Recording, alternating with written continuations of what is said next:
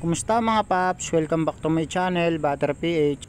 Yung battery nakikita nyo na yan, ang size nya 3SM, tapos low maintenance siya. Ganito mga paps yung takip ng mga low maintenance battery, mabilis mo lang siyang mabuksan, tapos meron siyang butas na maliit. Una kong tinitingnan mga paps kung may tubig pa yung battery. Kadalasan kasi mga paps yung ibang mga driver hindi na nagche-check ng tubig ng battery. Yung battery nila low maintenance, kailangan po doon dadagdagan nyo po ng distilled water. Siguro every 2 months check nyo na po yung battery.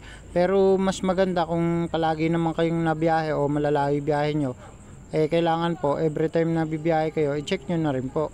Lalo na kung personal nyo yung sasakyan. Pero kasi yung iba mga paps sa kumpanya, talagang yung mga driver gamit lang po ng gamit yan, at saka yung boss nila yung bumibili ng battery para sa sasakyan nila. Kaya yon, hindi tumatagal yung battery sa kanila. Yung mga low maintenance na ganito, mga 8 months lang, hindi umaabot ng 1 taon, nasisira na rin po sa kanila.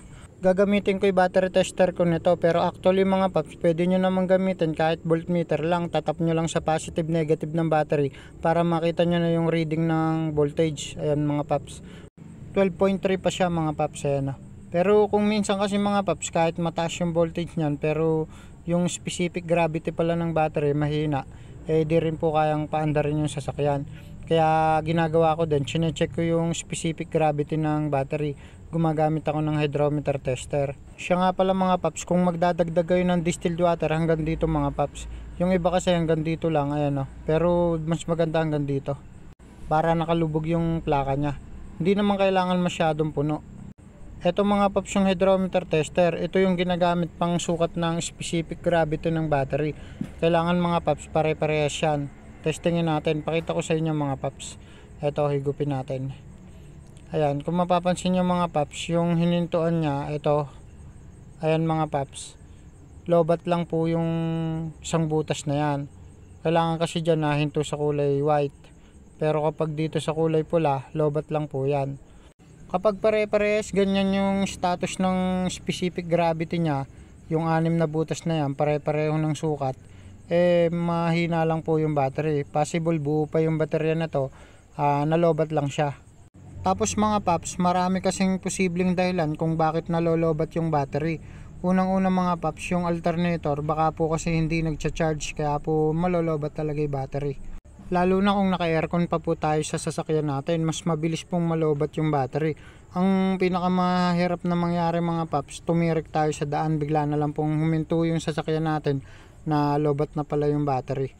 Kaya ina-advise ko rin sa inyo mga paps, pagka bumili kayo ng battery, halimbawa napalitan ng bagong battery, ipacheck nyo na rin sa kanila yung alternator o yung charging system ng sasakyan nyo, kung nagcha-charge ba o hindi.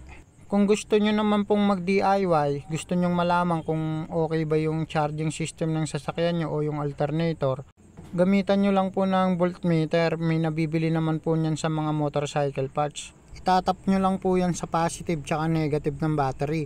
Habang umaandar po yung sasakyan nyo, dapat yung reading na makikita nyo sa voltmeter nasa 13.5 hanggang 14.5. Good charging yun mga paps. Usually nasa 14. Yun ang pinaka the best mag-charge, nasa 14 volts. Tapos ko nang i-check yung tubig ng battery, okay naman. Napansin ko lobat lang talaga yung battery. Ngayon eto mga paps, battery analyzer yan. Nabili ko lang din yan sa online. Ginagamit ko siyang madalas para i-check yung CCA ng battery o kung buo pa ba yung battery, kasi nadedetect din ito kung buo pa ba yung battery o palitin na rin po. Ayan, ganyan lang naman siyang gamitin. Tatap mo lang sa positive tsaka negative ng battery, tapos ayan, makikita mo yung reading nya, nasa 12 lang yung reading dito sa analyzer. Ngayon okay lang natin yan. Ito mga battery test, tapos regular flooded, kasi regular flooded yung battery. Ngayon punta ako dito sa JIS. Ayan, ang standard mga paps ng 3SM 75D31. yan ang standard na JIS ng 3SM. Pero yung iba meron nakalagay sa sticker ng battery. Ito kasi walang nakalagay, kaya dito tayo sa standard 75D31L o 31. Okay na natin mga paps. Ayan, ito good recharge nakalagay sa kanya. Tapos yung kanyang CCA mga paps, mababa na po yan sa 385. Hindi na po niyan kayang paandarin yung starter ng mga diesel engine. Pero actually mga paps, itong baterya na to ginagamit lang to pang sounds. Yung po bang merong amplifier na 12 volts tapos gamit nila yung baterya na to na 12 volts din. Tapos ayun, may sounds na yung tricycle nila.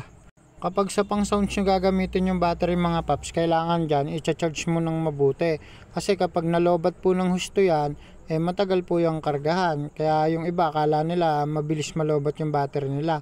Di nila alam na kulang lang pala sa karga yung baterya. Dapat din po kasi sa mga battery na yan hindi nasasagad sa lobat kasi matagal nga po siyang i-charge kapag nasagad po yan sa pagkalobat. Tungkol naman po sa CCA na nabanggit ko kanina, ang meaning po ng CCA, cold cranking amps. Kapag ka po mas mataas yung cold cranking amps ng battery, mas malakas po yung starting power ng sasakyan nyo. Kapag in-start nyo, one click, ganun. Tsaka napapansin ko kasi mga paps, kapag ka nasa 2 to 3 years na po yung battery, humihina na po yung CCA. Kaya mas maganda kapag bumili kayo ng battery, yung mataas na CCA ang piliin nyo. Pero lahat naman po ng battery nakadepende pa rin yan sa paggamit. Yung iba po kasi akala nila ganitong brand yung nilagay nilang battery sa sasakyan nila, ang tagal daw pong inabot. Pero madalang lang naman kasing gamitin yung sasakyan. Para sa akin, masusubukan nyo yung tibay ng battery kapag daily use, ginagamit nyo po yung sasakyan nyo. Tapos medyo malayo pa po yung biyahe nyo. Yun po yung sinasabi ko na usually umaabot ng 2 to 3 years. Ganun talaga mga paps, aabot lang ng 2 taon. Yung iba hindi nakaka 3 years. Umaabot lang talaga ng 2 taon. Iba pa nga hindi umaabot ng 2 taon dahil nga po daily use nilang ginagamit araw-araw. Iba yung nakaparada lang, madalang gamitin. Umabot ay ka ng 5 years yung battery namin, ganitong brand. Ganun talaga mga paps kasi nga hindi naman ginagamit yung sasakyan nila. Okay mga paps, siya nga pala kung gusto mong mag-order ng battery charger na to, tsaka yung battery analyzer ko kanina na ginagamit ko dito pan-check, lalagay ko yung link sa description box ng video na to para kung gusto mong mag-order, click mo lang yung link na yon. Okay, maraming salamat mga paps. Sana po ay meron kayong nakuhang idea sa aking mga video na ginagawa dito sa YouTube channel ko. At kung may mga katanungan kayo mga paps, mag-comment lang po kayo dito sa comment section para mabasa ko po yan. At follow nyo na rin ako sa aking Facebook page. Pwede nyo po akong i-message doon, Battery PH po. Maraming salamat po. Bye bye. God bless.